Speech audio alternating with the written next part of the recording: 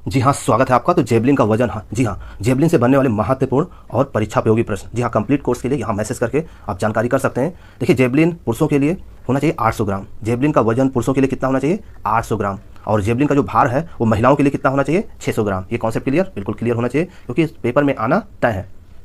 अगर हम जेवलिन की लंबाई की बात करें तो पुरुषों के लिए कितना मीटर होना चाहिए? 2.600 ग्राम से 2.700 मीटर, सॉरी मीटर की बात कर रहे हैं तो 2.600 मीटर से 2.700 मीटर पुरुषों के लिए जेवलिन की लंबाई होनी चाहिए। अगर जेवलिन की लंबाई महिलाओं के बारे में बात किया जाए तो 2.200 मीटर से 2.300 मीटर महिलाओं के लिए जेवलिन की लंबाई होनी चाहिए। अगर हम जेवलिन के ग्रिप की बात करें, यहाँ से प्रश्न पूछा जाता है, जेवलिन का ग्रिप पुरुषों के लिए कितना मीटर होना चाहिए? तो 0.150 मीटर से 0.160 मीटर ये पुरुषों के लिए जेवलिन का ग्रिप होना चाहिए। और वहीं महिलाओं की बात करें तो 0.14 मीटर से 0.150 मीटर ये महिलाओं के लिए जेवलिन का ग्रिप होना चाहिए। केवल देखते रहिए, बिल्कुल याद होगा, क्योंकि महत्वपूर्ण प्रश्नों का कलेक्शन है ये। जेवलिन का क्षेत्र कितना होता है? अगर ये बात करें तो जेवलिन का जो चौड़ाई होता है वो 4 मीटर और जेवलिन के क्षेत्र का जो कोण है वो 28.96 डिग्री। और इसके रनवे की बात करें तो 30 से 36.5 मीटर ये जेवलिन के रनवे की लंबाई होती है। जी हाँ, यहाँ से बनने वाले महत्वपूर्ण प्रश्न। देखिए, शॉर्ट पुट का वजन महिला और पुरुष के लिए कितना होना चाहिए?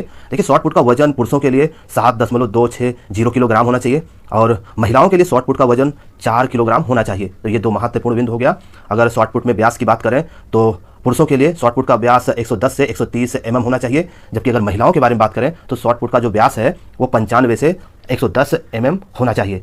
और भी महत्वपूर्ण बिंदुओं की बात करें तो यहाँ पर शॉर्ट पुट का क्षेत्र जो है, शॉर्ट पुट के क्षेत्र में उसका जो व्यास होता है शॉर्ट पुट का वो कितना होना चाहिए? 2.135 मीटर। और वहीं बात करें शॉर्ट पुट के क्षेत्र कोण का तो 34.92 डिग्री होना चाहिए। और इसके अलावा स्टॉप बोर्ड की लंबाई की बात करें तो 1.22 मीटर होना चाहिए। अगर शॉर्ट पुट में तकनीक की बात की जाए तो एक ग्लाइड तकनीक होती है और एक रोटेशन तकनीक होती है। यानी भार पुरुषों के लिए महिलाओं के लिए कितना होना चाहिए और डिस्कस का व्यास और डिस्कस का क्षेत्र से बनने वाले महत्वपूर्ण और परीक्षा उपयोगी तत्व एक छोटे से वीडियो में। जी हाँ, डिस्कस के वजन की बात करें पुरुषों के लिए तो कितना होना चाहिए? डिस्कस का वजन 2 किलोग्राम। अगर महिला वर्ग की बात करें तो डिस्कस का वजन 1 किलोग्राम होना चाहिए। अगर आप चाहते हैं complete notes, complete course, hand written to the point, तो ये व्हाट्सएप नंबर है, यहाँ मैसेज करके आप संपूर्ण नोट्स के बारे में जानकारी कर सकते हैं।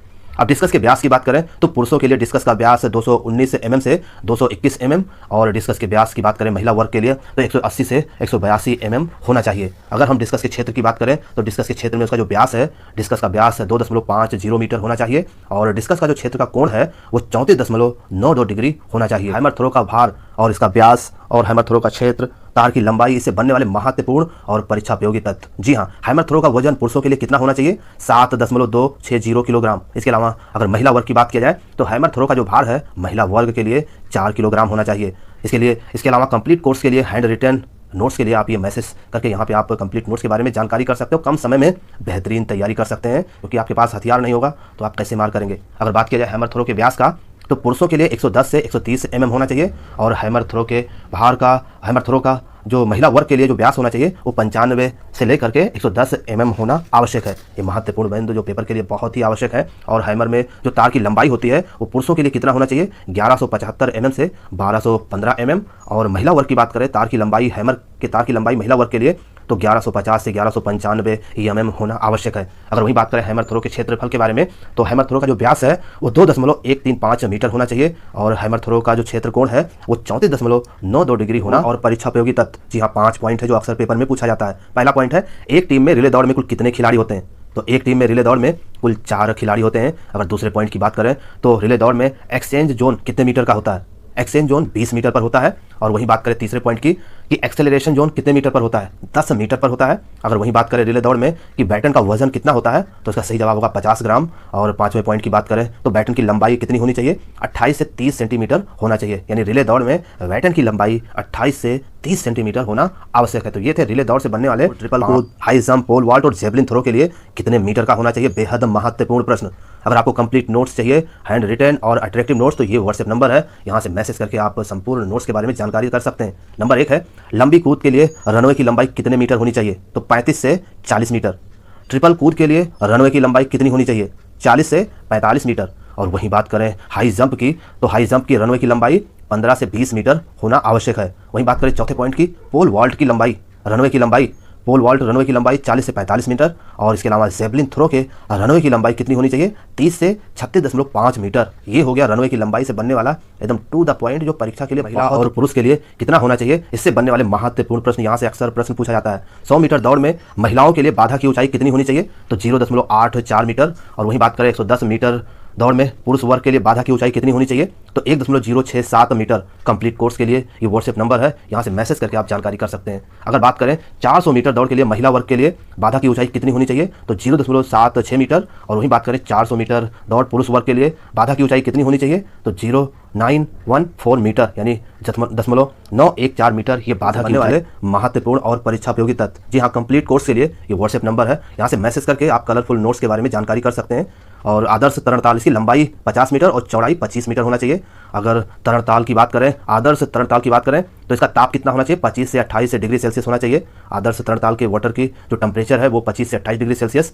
इसके अलावा आदर्श तरणताल की गहराई की बात करें तो गहराई 1.8 मीटर होना आवश्यक है। और आदर्श तरणताल में लेन की संख्या 8 या 10 होती है। तो ये महत्वपूर्ण बिंदु एक छोटे से वीडियो में तरणताल से बनने वाले महत्वपूर्ण और परीक्षा उपयोगी तथ्य। जी हाँ, आदर्श तरणताल की लंबाई यानी स्विमिंग पूल की लंबाई कितनी होनी चाहिए, 50 मीटर। अगर चौड़ाई की बात करें स्विमिंग पूल की तो कितना होना चाहिए, 25 मीटर। जी हाँ, अगर आप कंप्लीट नोट्स चाहते हैं तो ये है व्हाट्सएप नंबर, यहाँ मैसेज करके आप कलरफुल हैंड रिटन नोट्स प्राप्त कर सकते हैं। अगर बात करें स्विमिंग पूल के लेन की संख्या कितनी होती है, तो 10 लेन होती है, 8 या 10 होती है। और स्विमिंग पूल के लेन की चौड़ाई की बात करें कितनी होती है, तो 2.5 मीटर। और वहीं पानी के तापमान की बात करें तो 25 से 28 डिग्री सेल्सियस सेंटीग्रेड में। अगर फ़ारेनहाइट में बात करें तो स्विमिंग पूल के पानी का तापमान 77 से 82 डिग्री फ़ारेनहाइट होना आवश्यक है। तो ये स्विमिंग स्ट्रोक होते हैं। तो तैराकी में 4 स्ट्रोक होते हैं। कौन कौन से होते हैं, नंबर 1 है फ्री स्ट्रोक, और नंबर 2 है बैक स्ट्रोक, और नंबर 3 है ब्रेस्ट स्ट्रोक, और नंबर 4 है butterfly stroke. Free stroke, back stroke, breast stroke और बटरफ्लाई स्ट्रोक, ये है तैराकी में बनने वाले महत्वपूर्ण और परीक्षा उपयोगी तथ्य। जी हाँ, कंप्लीट नोट्स के लिए यहाँ पे मैसेज करके आप जानकारी कर सकते हैं। फर्स्ट पॉइंट है बाधा की मानक दूरी कितनी होनी चाहिए स्टीपल चेस में, तो 2000 मीटर से 3000 मीटर। 2000 मीटर और 3000 मीटर ये बाधा की मानक दूरी होती है। और वही बात करें 3000 मीटर में कितने हर्डल्स होंगे, तो 3000 मीटर में 28 हर्डल्स और 7 वाटर जंप होंगे। और वही बात करें 2000 मीटर में कितने हर्डल्स और कितने वाटर जंप होंगे, तो 2000 हर्डल्स में 18 हर्डल्स और 5 वाटर जंप होंगे। वही बात करें हर्डल्स का वजन कितना होना चाहिए, तो 80 से 100 किलोग्राम। और इसके अलावा बाधा की ऊंचाई की बात करें तो पुरुषों के लिए 0.914 मीटर। अगर बात करें नेक्स्ट पॉइंट की, तो बाधा की ऊंचाई महिला के लिए 0.762 मीटर। और हर्डल्स की लंबाई की बात करें तो 3.94 मीटर होना चाहिए। जबकि वाटर जंप की बाधा की लंबाई कितनी होनी चाहिए, 3.66 मीटर होना चाहिए। और पानी के गड्ढे की लंबाई कितनी होनी चाहिए, कम से कम 3.66 मीटर होना चाहिए। और वहीं बात करें पानी के गड्ढे की गहराई कितनी होनी चाहिए, तो वो 70 सेंटीमीटर होना चाहिए। तो ये थे स्टीपल चेस से बनने वाले खेलों का समय जो परीक्षा के लिए बेहद महत्वपूर्ण है। जी हाँ, अक्सर यहाँ से प्रश्न पूछे जाते हैं। फर्स्ट पॉइंट की बात करें तो खो खो खेल का समय क्या है, 9-3-9, यानी 9 मिनट का खेल, 3 मिनट का ब्रेक, 9 मिनट का खेल और 6 मिनट का हाफ होता है। फिर उसके बाद 9 मिनट का खेल, 3 मिनट का ब्रेक और फिर 9 मिनट का खेल, यानी 9-3-9, 6-9-3-9। ये हो गया खो खो खेल का समय जो अक्सर पेपर में पूछा जाता है। जी हाँ, अगर आप कंप्लीट कोर्स अट्रैक्टिव नोट्स चाहते हैं तो आप यहाँ मैसेज करके संपूर्ण नोट्स के बारे में जानकारी कर सकते हैं। कबड्डी की बात करें तो पुरुषों के लिए 20-5-20 मिनट का खेल, 5 मिनट का ब्रेक, फिर 20 मिनट का खेल। अगर कबड्डी की बात करें महिला वर्ग के लिए तो 15-5-15, यानी कि 15 मिनट का खेल, 5 मिनट का ब्रेक, फिर 15 मिनट का खेल। ठीक, अब बात करते हैं हॉकी नए नियमों के अनुसार। जी हाँ, हॉकी का समय 15 मिनट का खेल, 2 मिनट का ब्रेक, फिर 15 मिनट का खेल और 5 मिनट का हाफ, फिर 15 मिनट का खेल, 2 मिनट का ब्रेक, फिर 15 मिनट का खेल, यानी 15-2-15, 5-15-2-15, ऐसे करके याद कर लीजिए नए नियमों के अनुसार। जी हाँ, अब बात करते हैं फुटबॉल की।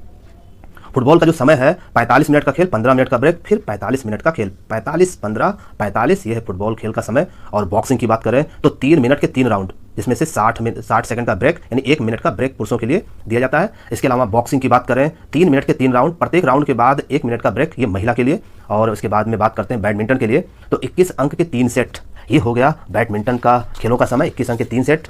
और यहाँ पे टेबल टेनिस की बात करें तो टेबल टेनिस के खेलों का समय देखिए 11 अंक के 5 सेट यहाँ पर खेले जाते हैं। और वहीं हैंडबॉल की बात करें 30-10-30, ये मेल के लिए है, 30 मिनट का खेल, 10 मिनट का ब्रेक, फिर 30 मिनट का खेल पुरुषों के लिए। और महिला हैंडबॉल के समय की बात करें तो 25-10-25, 25 मिनट का खेल, 10 मिनट का ब्रेक, 25 मिनट का खेल, ये है फीमेल के लिए। और वहीं बात करें बास्केटबॉल की तो बास्केटबॉल का जो है 10-2-10, 15-10-2-10, ये हो गया नए नियमों के अनुसार। 10 मिनट का खेल, 2 मिनट का ब्रेक, 10 मिनट का खेल और 15 मिनट का हाफ, 10 मिनट का खेल, 2 मिनट का ब्रेक, फिर 10 मिनट का खेल, ये हो गया 4 हाफ क्लियर हो गया। इसके अलावा वॉलीबॉल की बात करें तो इसमें 4 सेट 25 पॉइंट का होता है और 5वां सेट कितने अंक का होता है, 15 पॉइंट का होता है। तो ये थे खेलों के समय से तैयारी कर रहे हैं तो उनके लिए ये वीडियो बहुत ही महत्वपूर्ण है। खेलों की लंबाई और चौड़ाई यहाँ से प्रश्न अक्सर पूछा जाता है जो कि पेपर के लिए बहुत ही महत्वपूर्ण है। देखिए फर्स्ट पॉइंट है वाटर पोलो। जी हाँ, इसकी लंबाई 30 मीटर और चौड़ाई 20 मीटर। ये पुरुषों के लिए वाटर पोलो की लंबाई 30 × 20 मीटर होना चाहिए। और वहीं बात करें महिलाओं के वाटर पोलो की लंबाई और चौड़ाई की तो 25 × 20 मीटर होना चाहिए, 25 लंबाई और 20 चौड़ाई होना चाहिए। इसके अलावा हॉकी की बात करें यार्ड में तो हॉकी की लंबाई 100 यार्ड और चौड़ाई 60 यार्ड होना चाहिए। जी हाँ, कंप्लीट नोट्स के लिए, हैंड रिटन नोट्स के लिए और कलरफुल नोट्स के लिए और टू द पॉइंट्स पढ़ने के लिए